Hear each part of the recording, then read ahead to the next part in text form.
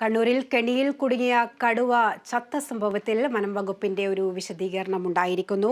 കെണി ബോധപൂർവം വെച്ചതാണെന്ന് വനം വകുപ്പ് പറഞ്ഞിരിക്കുന്നു. ഇതിന്റെ കൂടുതൽ വിശദാംശങ്ങൾ നൽകാൻ കണ്ണൂരിൽ നിന്നും അമൽനാഥ് നമ്മളോടൊപ്പം ചേരുന്നുണ്ട്. അമൽ, ഇപ്പോൾ ഈ കടുവ ചത്ത സംഭവത്തിൽ കെണി ബോധപൂർവം വെച്ചതാണെന്നുള്ള ഒരു കാര്യം കൂടി പുറത്തു വരുന്നുണ്ടല്ലോ. ഇത് ഇങ്ങനെ പറയാനുണ്ടായ ഒരു സാഹചര്യം എന്താണ്? വിശദാംശങ്ങൾ.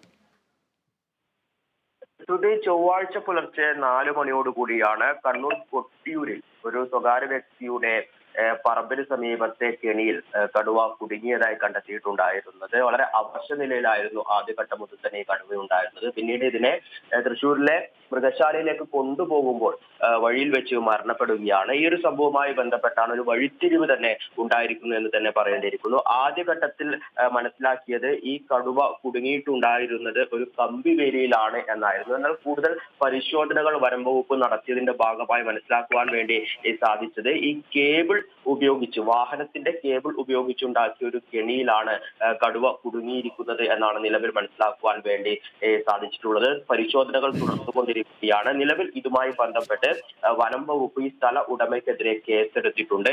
ബോധപൂർവം വെച്ച ഒരു കെണിയാണ് എന്നാണ് വനം വകുപ്പ് നിലവിൽ പറയുന്നത്. സ്ഥലം ഉടമയ്ക്ക് വനം വകുപ്പ് ഉടൻ തന്നെ നോട്ടീസ് നൽകും. അതിനുശേഷം സ്ഥലം ഉടമയെ ചോദ്യം ചെയ്യാൻ വിളിപ്പിക്കുമെന്ന് തന്നെയാണ് മനസ്സിലാക്കുന്നത്.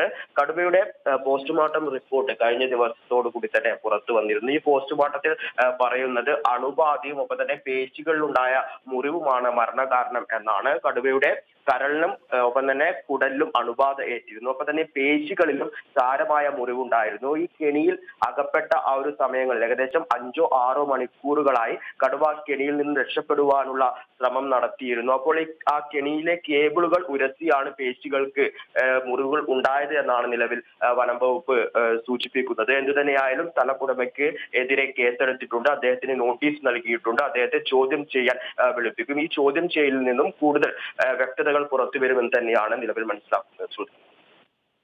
വ്യക്തമാണ്. കണ്ണൂരിൽ കെണിയിൽ കുടുങ്ങിയ കടുവ ചത്ത സംഭവത്തിലാണ് കെണി ബോധപൂർവം വെച്ചതാണെന്നുള്ള വിവരം വനംവകുപ്പിന്റെ ഭാഗത്തു നിന്നുണ്ടാകുന്നത്. വാഹനത്തിന് ഉപയോഗിക്കുന്ന കേബിൾ കുടുങ്ങിയാണ് കടുവയ്ക്ക് ഇങ്ങനെയൊരു ദാരുണ സംഭവം ഉണ്ടായിരിക്കുന്നതെന്നും പറയുന്നുണ്ട്. സ്ഥലമുടമയ്ക്കെതിരെ കേസ് എടുത്തിട്ടുണ്ട്.